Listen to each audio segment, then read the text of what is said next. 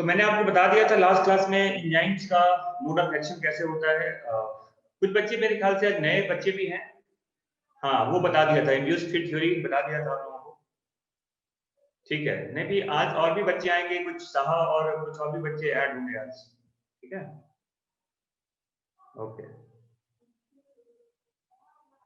Okay. अब देखो, जो बच्चे बिल्कुल नए हैं उन्हें भी समझ में आ जाएगा, दिक्कत वाली बात नहीं, समझो मैं क्या बता रहा हूँ आज। देखो characteristic of enzyme, characteristic of enzyme.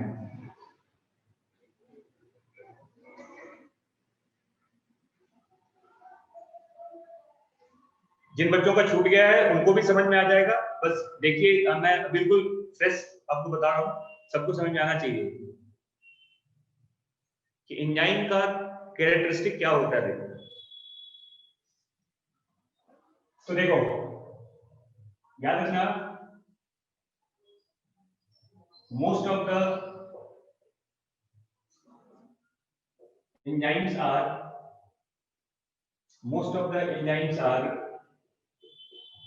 proteins except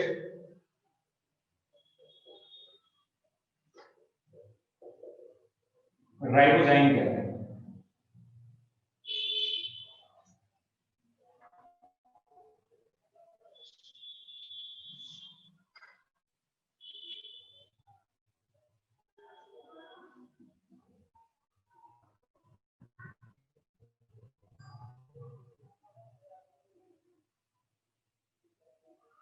देखो,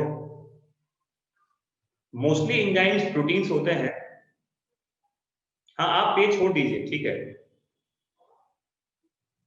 mostly enzymes are proteins except ribozymes. अभी भी ब्लड आ रहा है?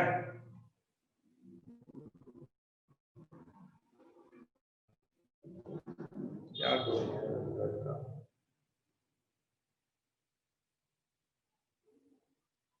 यार, किसी को क्लियर आता है, किसी को ब्लड आता है, बोर्ड ब्लड। इसके बाद देखो next point, ribozymes are nucleic acid. इसे न्यूक्लिक एसिड कहते हैं। राइबोजाइम्स आरएनए होता है जो प्रोटीन नहीं होता। ये सिंगल एंजाइम है। देखो,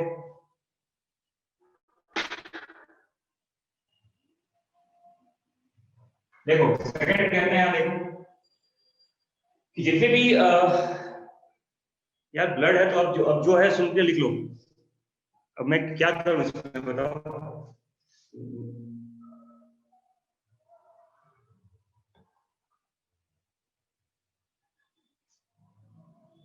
चलिए देखिए यहां पर सेकंड पॉइंट देखो, एंजाइम्स में क्या कहते हैं।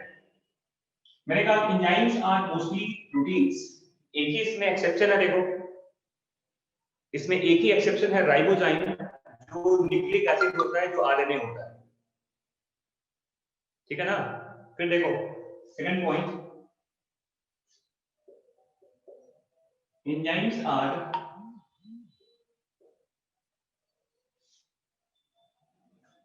हीट लेवाइल कहता है। मतलब क्या होता है, देखो इसका मतलब क्या होता है, एंजाइम्स गेट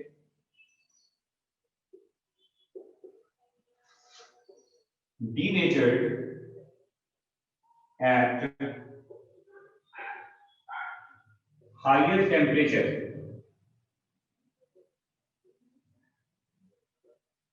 जैसे कहा जाता है above 45 degree centigrade, mostly enzyme denatured हो जाते हैं। मैंने कहा एंजाइम्स आर हीट लेवाइल and enzymes get denatured at higher temperature above 45 degree centigrade. देखो एंजाइम्स क्या होते हैं, 45 डिग्री सेंटीग्रेड पे जाने के बाद वो जो उसका जो मतलब लिंकेज वगैरह वो ब्रेक कर जाता है और वो डिनेचर्ड हो जाता है। ठीक है। थर्ड पॉइंट देखिए यहाँ पर, एक्सेप्ट टेबल एंजाइम का नाम होता है एक्सेप्ट एक एंजाइम है टैग पॉलीमरेज कहलाता है।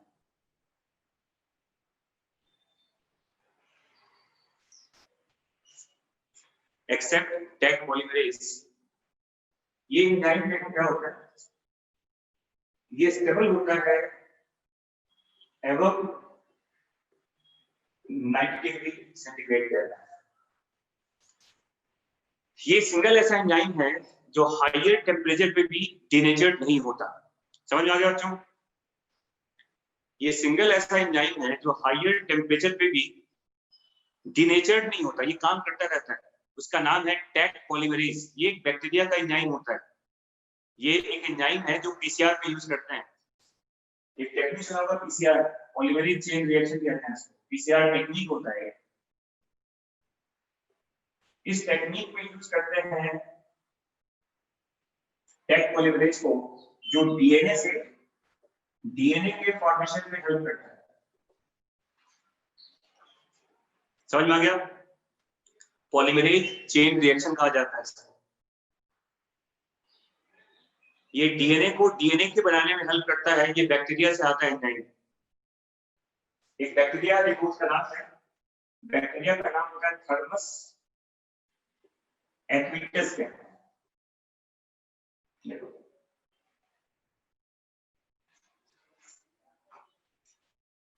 यही से आता है T8 आता है। बेटा पीसीआर अभी नहीं समझना, पीसीआर आपको समझ में आएगा जब 12वीं क्लास में आएंगे ना। डीएनए से डीएनए बनाना होता है इन विट्रो कंडीशंस में। बॉडी के बाहर ऐसा कर सकते हैं आप बॉडी के बाहर भी डीएनए को डीएनए में, एक डीएनए से 2 डीएनए बना सकते हैं आप। ये यूज करते हैं इन्वेस्टिगेशन वगैरह में। पीसीआर कहते हैं इसको, पॉलीमरेज चेन रिएक्शन। थर्मस एक्विटस ये बैक्टीरिया का नाम है। देखो, हाँ जी, ये बैक्टीरिया देखो, ये बैक्टीरिया होता है, इसकी बैक्टीरिया है। इसी बैक्टीरिया से ये एंजाइम आता है टैग पॉलीमरेज। देखो ये टी वर्ड यहां से आ गया, एक ही यहां से आ जाता है, इसको टैग पॉलीमरेज कहते हैं। ठीक है, तो TAQ ये बैक्टीरिया का नाम है, थर्मस एक्विटस, वहीं से आता है वर्ड TAQ, टैग पॉलीमरेज कहते हैं। समझ में आ गया बच्चों? ठीक है ना? हाँ, अब देखो अब मैं बता रहा हूं कि टेम्परेचर का क्या रिलेशन होता है एंजाइम का। जैसे मान लो ये ग्राफ में बता दूं, ये देखिए यहां पर मैं लिख रहा हूं, देखो एक वर्ड लिखता हूं V, इसको कहते हैं रेट ऑफ रिएक्शन है। ये रेट ऑफ रिएक्शन है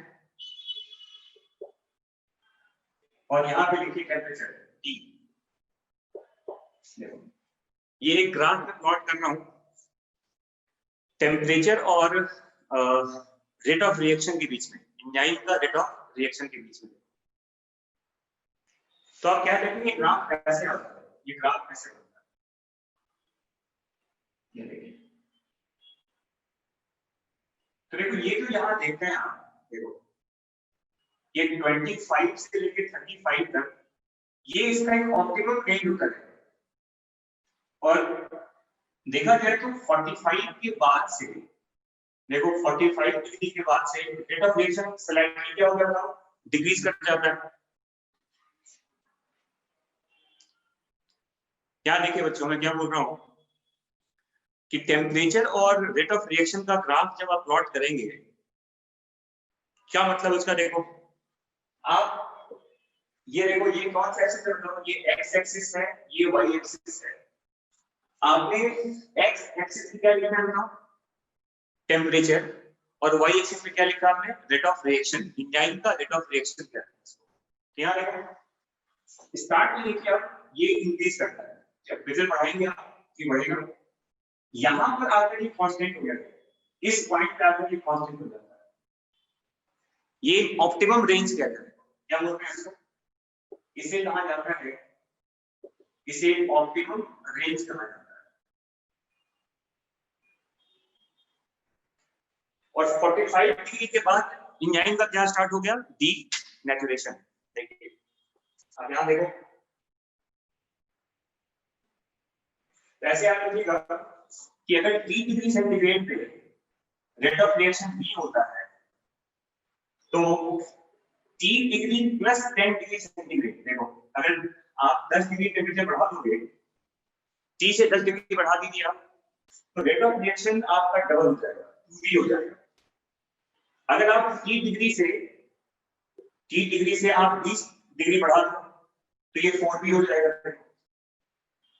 मतलब ये है कि 10 डिग्री टेम्परेचर बढ़ाने के बाद आपका रेट ऑफ रिएक्शन पहले से क्या हो गया, बताओ, डबल हो गया। लेकिन कब तक? जब तक वो अपने ऑप्टिमम को अचीव ना कर ले।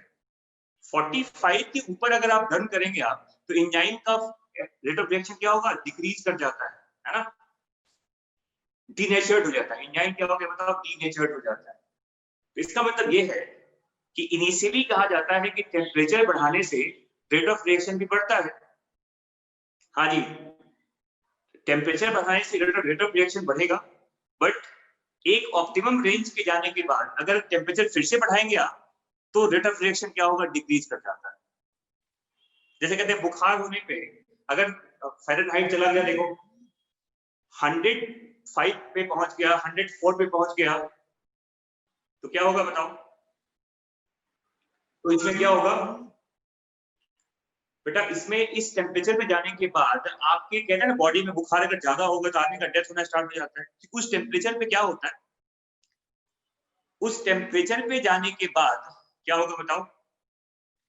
हमारे बॉडी के एंजाइम काम करना क्या करेंगे, बंद कर जाते हैं। और एंजाइम बंद नहीं हो जाएगा, मेटाबॉलिक एक्टिविटी बंद हो जाएगी, और मेटाबॉलिक एक्टिविटी के बंद होने से आदमी का डेथ भी होता है। ठीक है ना? हाँ जी, बिल्कुल सही बात है। तो याद रखना इसको कि T डिग्री पे अगर T होता है तो T प्लस 10 पे 2B हो जाएगा, और T प्लस 20 पे 4B हो जाता है। कब तक? जब तक आप ऑप्टिमम पे नहीं पहुंच जाते। ठीक है, फिर देखो, अब देखो थर्ड पॉइंट देखो, इसमें एक टर्म है एंजाइम सबस्ट्रेट रिलेशन। क्या है?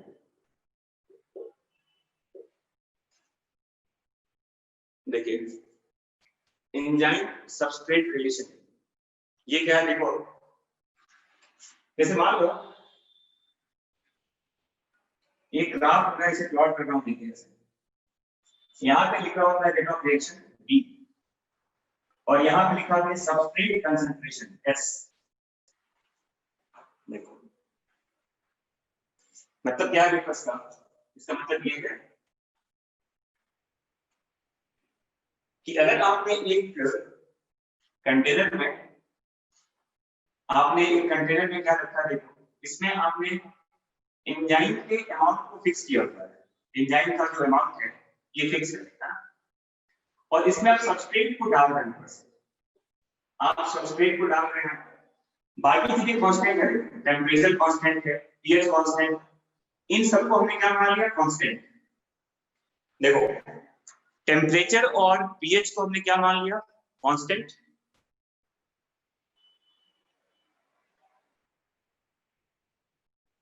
बेटा मैंने सबको ग्रुप में बता दिया है, सबके ग्रुप में मैसेज चला गया, क्लास है।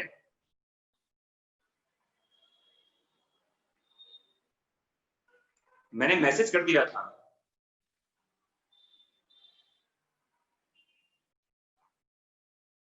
चलो यहां देखो,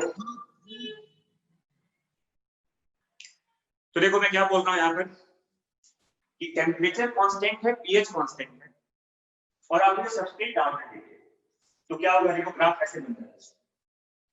ये ग्राफ आपका ऐसे आएगा, ये एक देखो ये पॉइंट यहां पर ऐसे कहते हैं, ये Vmax का पॉइंट है, देखो यहां देखिए ऐसे, ये देखो इस पॉइंट को Vmax कहते हैं। मतलब ये देखो कि एक पॉइंट पे आने के बाद, ये देखिए इस पॉइंट पे आने के बाद अगर सबस्ट्रेट को बढ़ाते भी हैं आप, तो रेट ऑफ रिएक्शन एक्सीड नहीं करेगा, वो कांस्टेंट हो चुका होता है। इसका मतलब ये है कि इनिशियली अगर सबस्ट्रेट को बढ़ाओगे आप तो रेट ऑफ रिएक्शन बढ़ेगा, और एक पॉइंट पे आके मैक्सिमम हो जाता है, Vmax कहते हैं इसको, Vmax।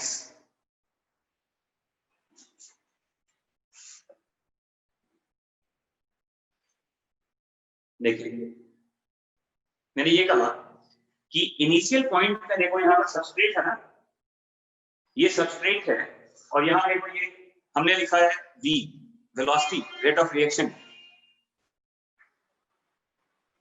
एक पॉइंट पे आने के बाद देखो, एक पर्टिकुलर पॉइंट पे आने के बाद, बिल्कुल सही बात है, Vmax के जाने के बाद वो कांस्टेंट हो जाता है। अगर सबस्ट्रेट को बढ़ाओगे भी तो उसका कोई Vmax पे फर्क नहीं पड़ता उसका।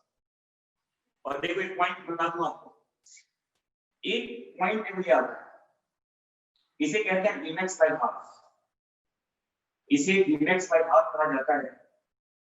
और ये देखो कंसंट्रेशन यहाँ पर, यहाँ लिखा है, क्या होगा सुनिए यहाँ, इस पॉइंट को Km कहते हैं, माइकलिस कांस्टेंट कहा जाता है। सबस्ट्रेट अरे ये तो बताया था ना, जैसे मान लो कोई रिएक्टेंट होगा ना, रिएक्टेंट A प्लस B, ये मान लो रिएक्टेंट है, इस पे हमने इथाइन E डाल दिया और ये बन गया C प्लस B। रिएक्टेंट को एक सबस्ट्रेट कहा जाता है, ये सबस्ट्रेट है, और ये जो C प्लस B है हम इसे प्रोडक्ट कह देते हैं। तो जो रिएक्टेंट है उसी को सबस्ट्रेट कहा जाता है, ठीक है ना। अभी बता रहा हूं मैं, वही पे आपको ये जो Km होता है, Km कहते हैं Michaelis constant, Km is called, इसे माइकलिस कांस्टेंट कहा जाता है। देखिए Km को माइकलिस कांस्टेंट कहते हैं, ये एक कांस्टेंट है और ये एंजाइम स्पेसिफिक होता है, याद रखना Km को एंजाइम स्पेसिफिक कहा जाता है।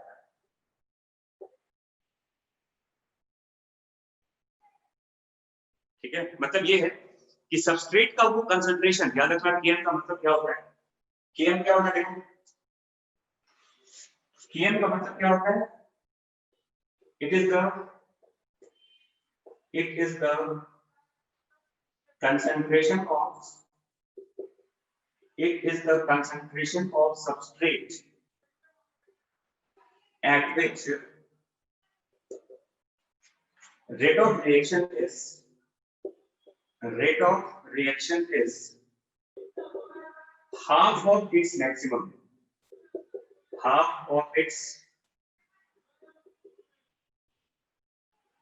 कह देते हैं। देखो मतलब ये है कि Km होता है क्या बताऊं, तो Km कहते हैं ये सबस्ट्रेट का वो कंसंट्रेशन है जहां वेलोसिटी अपने मैक्सिमम का हाफ होता है, और ये एंजाइम स्पेसिफिक होता है। बिल्कुल सही बात है, नहीं Km एंजाइम का कंसंट्रेशन पे डिपेंडेंट नहीं होता, बिल्कुल सही कह रहे हैं आप। याद रखना कि जो Km वैल्यू होता है, Km वैल्यू होता है, ये एंजाइम और सबस्ट्रेट के कंसंट्रेशन से फर्क नहीं पड़ता, ये एंजाइम स्पेसिफिक होता है। Km जो होता है ये एंजाइम और सबस्ट्रेट दोनों के कंसंट्रेशन से अलग होता है। बता रहा हूं क्या होता है, देखो क्या मतलब देखो उसका, यहाँ देखो तो ऐसे याद रखिएगा कि Km is independent of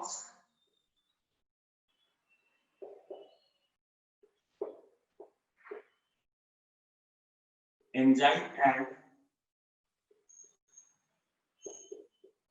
substrate concentration।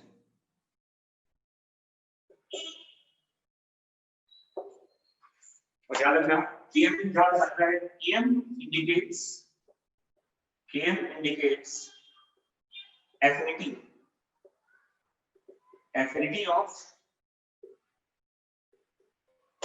enzyme with the substrate, affinity of enzyme with the substrate क्या है,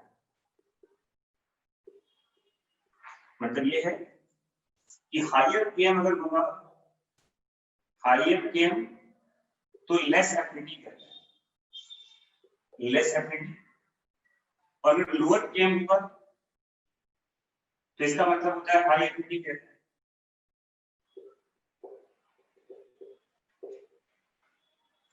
मतलब ये है कि थोड़े से सबस्ट्रेट के मिलने के बाद ही अगर एंजाइम अपने Vmax के हाफ पे पहुंच गया, मतलब Km वैल्यू जितना कम होगा ना, एंजाइम का एफिनिटी सबस्ट्रेट के लिए उतना ज्यादा होता है। रिवर्स रिलेशन, इनवर्सली प्रोपोर्शनल कहते हैं। याद रखना, समझ में आ रहा क्या बोल रहा हूँ कि Km वैल्यू जितना कम होगा किसी एंजाइम का, इसका मतलब उसका एफिनिटी उतना ज्यादा होता है।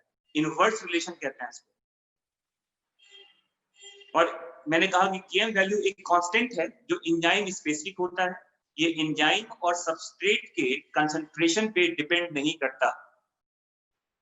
समझ में आ गया बच्चों मैं क्या बोल रहा हूँ?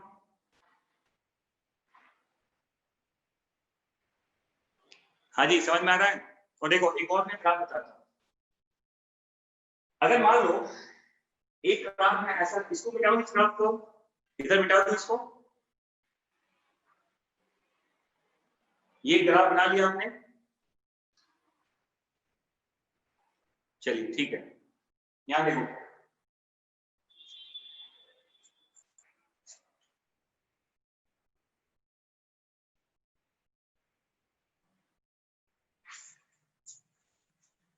जैसे मान लो एक ग्राफ में इस तरह का प्लॉट करता हूं, स्ट्रेट लाइन बना लिया।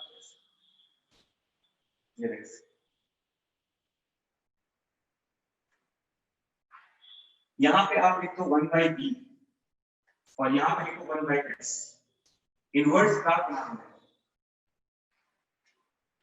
उल्टा ग्राफ है। देखो 1/b 1/s का ग्राफ बन रहा है।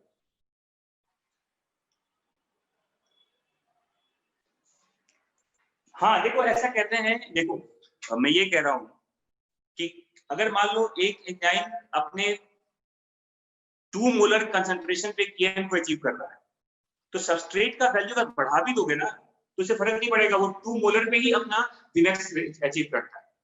मैंने क्या कहा कि जितना जल्दी वो Vmax को अचीव करेगा, Vmax बाय हाफ अचीव करेगा, मतलब वो एंजाइम उतना ज्यादा रिएक्टिव होगा, एफिनिटी ज्यादा होगी इस सबस्ट्रेट से। ठीक है ना? अरे कोई आपने अच्छा बताओ, 100 मीटर के रेस में 50 मीटर जो पहले पहुंच गया, इसका मतलब क्या है कि उसका जो उसका स्पीड है वो बाकी लोगों से क्या बताओ ज्यादा है। ठीक है ना? तो Vmax बाय हाफ जो होता है, ये एंजाइम और सबस्ट्रेट के कंसंट्रेशन पे Km वैल्यू डिपेंड नहीं करता। और देखो एक ग्राफ देखो, यहाँ पे मैं क्या बता रहा हूँ, देखिए एक ग्राफ देखो ऐसे बनता है, स्ट्रेट लाइन आ गया। वो तो पैराबोला बन रहा था ना, वो पैराबोला था, स्ट्रेट लाइन बन गया। देखो ऐसे 1/b और 1/s का ग्राफ है ये। और देखो ये जहां पे कट करता है ये पॉइंट, इसे 1/Vmax कहते हैं।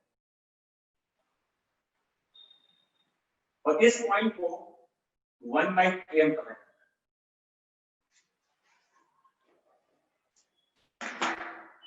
ये स्ट्रेट लाइन बन गया देखना। और इसी स्ट्रेट लाइन से देखो एक रिलेशन आता है, एक पॉइंट बनेगा देखो कि V0 जो होता है, V0 कहते हैं, V0 is equal to Vmax into substrate concentration plus by Km plus S। देखो ये एक इक्वेशन याद रखिएगा,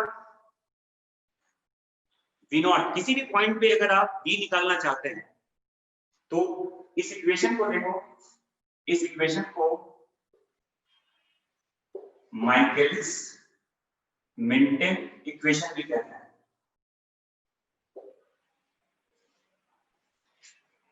आप इस पॉइंट पे, इस पॉइंट पे, इस पॉइंट पे, इस पॉइंट पे, इस पॉइंट पे, किसी भी पॉइंट पे अगर आप V निकालना चाहते हो, रेट ऑफ रिएक्शन निकालना चाहते हैं, तो इस इक्वेशन से ये निकल जाता है।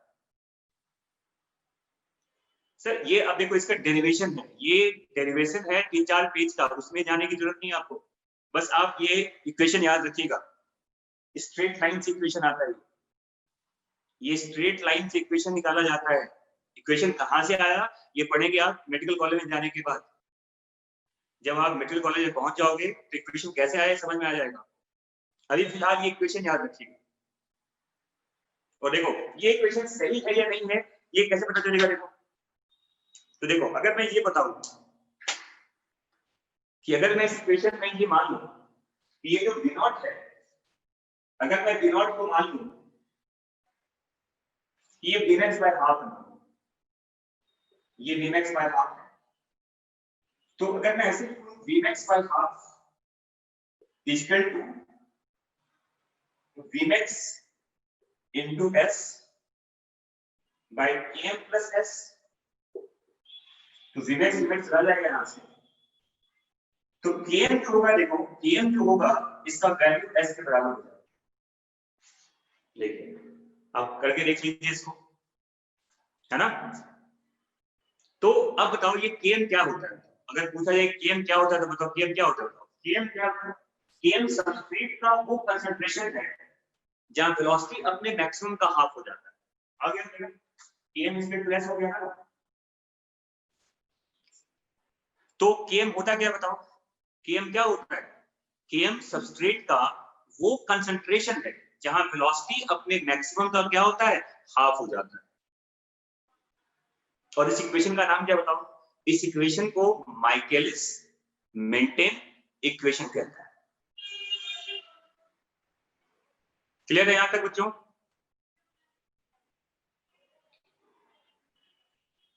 ठीक है ना? चलो दैट्स बेटर। और याद रखना कि km जो होता है ये एंजाइम स्पेसिफिक होता है, इसका एंजाइम के कंसंट्रेशन पे और सबस्ट्रेट के कंसंट्रेशन पे फर्क नहीं पड़ता। और एक पॉइंट आप याद रखिएगा, km जो होता है ये इनवर्सली प्रोपोर्शनल होता है एफिनिटी का, affinity of enzyme and substrate, ये पॉइंट याद रखिए।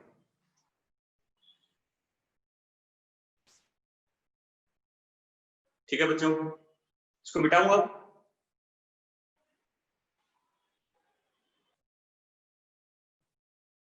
एक और देखिए यहां जो फोर्थ कैरेक्टरिस्टिक है इसका, इसे कहते हैं एंजाइम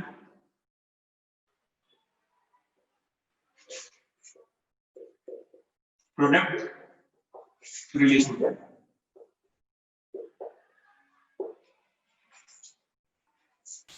देखो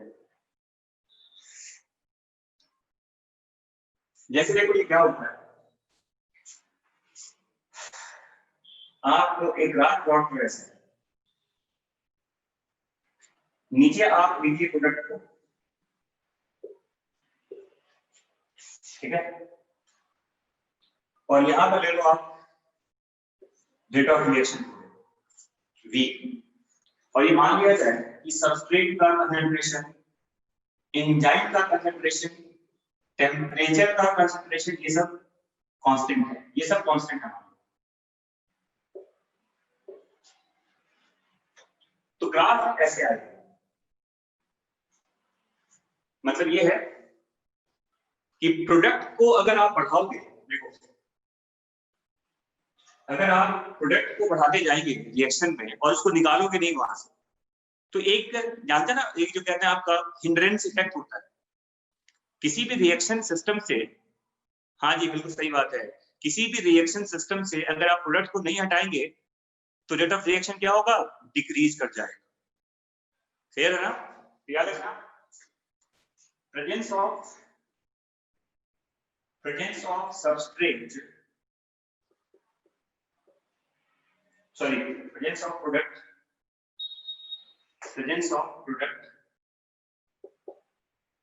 in a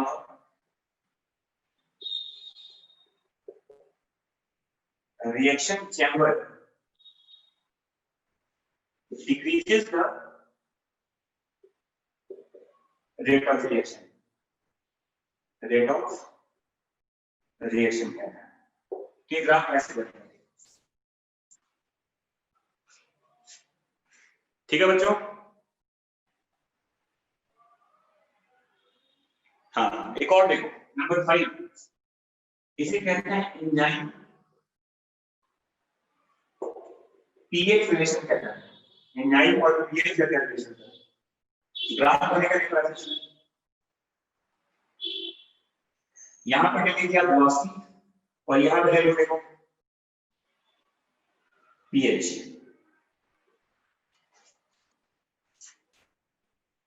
तो ग्राफ देखो ऐसे है, ये देखो ये ऑप्टिमम पीएच 7 है, 7 पीएच, और ये देखो इसका मैक्सिमम डी होता है। आपके एनसीईआरटी में टेम्परेचर और पीएच का ग्राफ एक जैसा बना दिया गया, जो थोड़ा सा गड़बड़ है। वी का ग्राफ, टेम्परेचर का ग्राफ तुरंत नीचे नहीं आता, पीएच का ग्राफ नीचे आ जाएगा तुरंत, ये तुरंत नीचे आ जाएगा। यहाँ देखिए ऐसा लिखा जाता है कि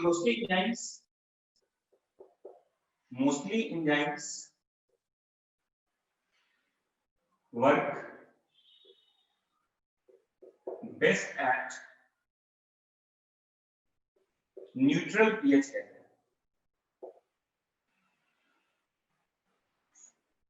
देखो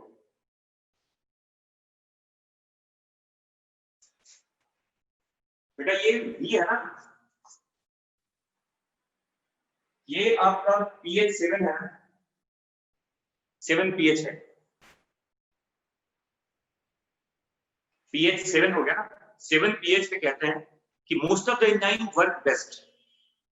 7 से ज्यादा करोगे दिक्कत होगी। हाँ होता है, बिल्कुल होता है, क्या नहीं एक्सेप्शन बता देता हूं ना।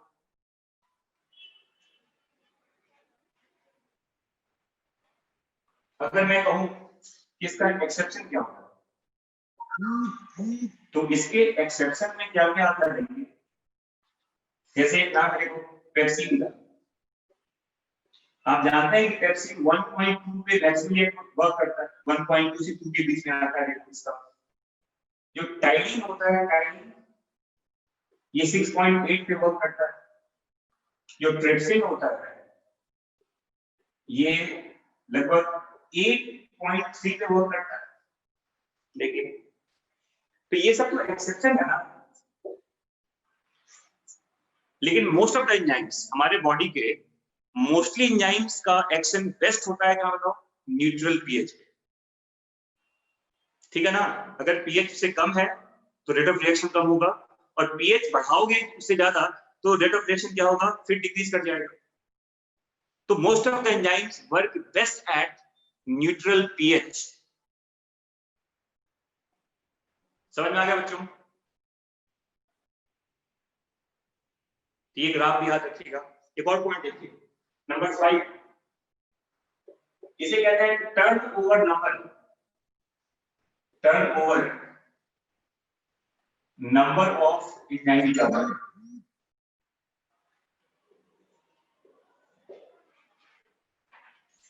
Now see what is turnover number of enzyme. ये समझो क्या होता है। ये मिटा दो, इसको लिख लिया आपने इसको।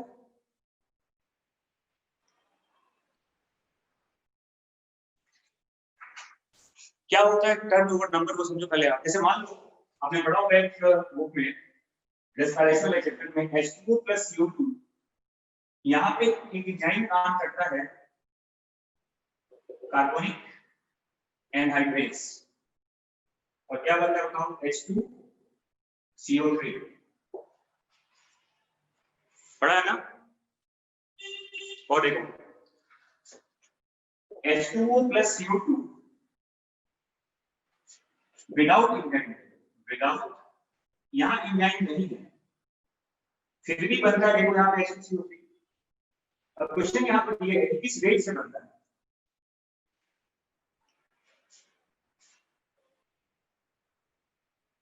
देखो अब आपके बुक में लिखा हुआ है, एक पॉइंट लिखा हुआ है, देखो आपके एनसीईआरटी में इस पेज में लिखा हुआ है, देखो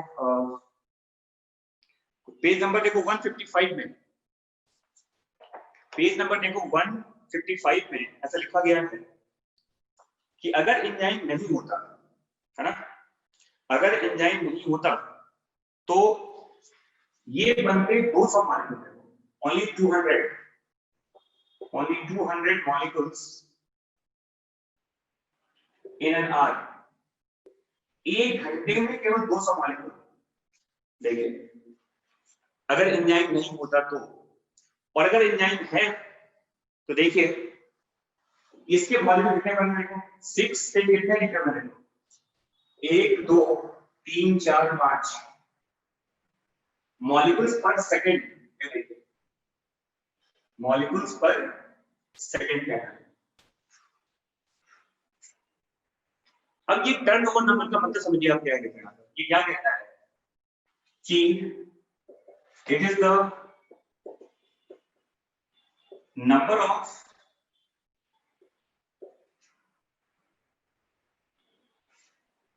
प्रोडक्ट formed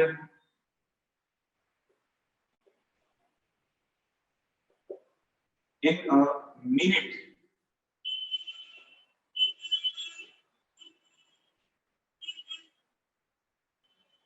by an या by a molecule of by an enzyme molecule।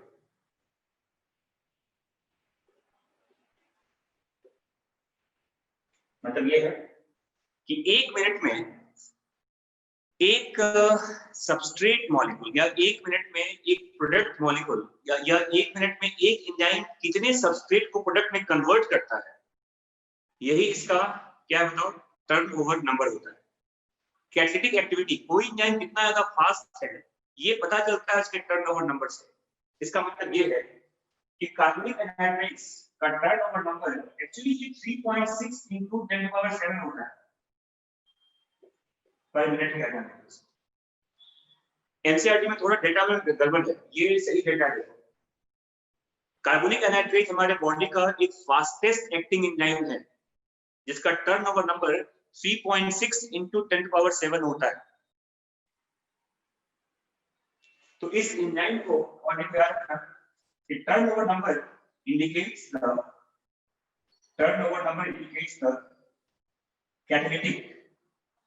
catalytic property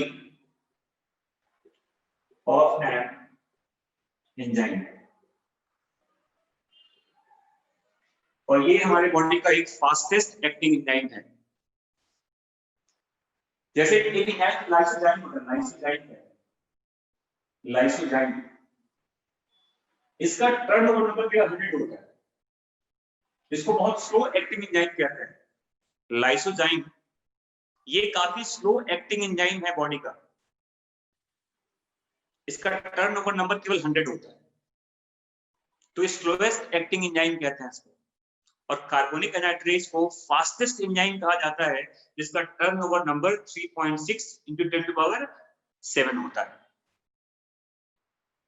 समझ में आ गया बच्चों? तो याद रखिएगा कि एक एंजाइम 1 मिनट में कितने प्रोडक्ट को फॉर्म करता है वही इसका टर्नओवर नंबर होता है। जिस एंजाइम का टर्नओवर नंबर ज्यादा है मतलब वो फास्ट एक्टिंग एंजाइम होता है, और जिसका टर्नओवर नंबर कम होगा वो स्लो एंजाइम होता है। समझ में आ गया?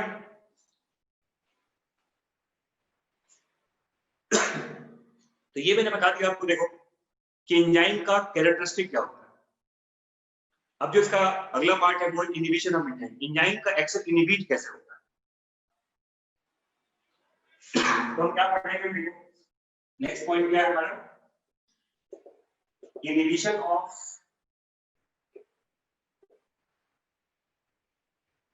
एंजाइम। टाइम है अभी?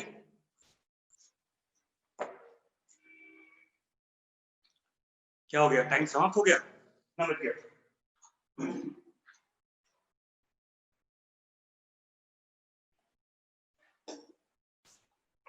अच्छा एक चीज बताओ, एक चीज बता दो।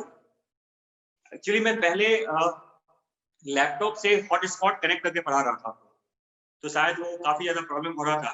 अभी मैं सीधा अब मोबाइल से ही पढ़ा रहा हूँ, तो मोबाइल से पढ़ा रहा हूँ, इससे कोई दिक्कत तो नहीं हो रही आपको? ये ठीक है ना? चलिए ठीक है फिर, मोबाइल से ठीक है। ओके, तो मैं अब मोबाइल से ही पढ़ाऊंगा आपको। जब तक मेरा फाइबर नहीं आ जाता है तब तक मोबाइल से ही क्लास लूंगा। चलिए ठीक है, सबको दिखता है ठीक से ना इसमें? अभी मैं थोड़ा और देखो नजदीक लाता हूँ, शायद और अच्छा हो जाए।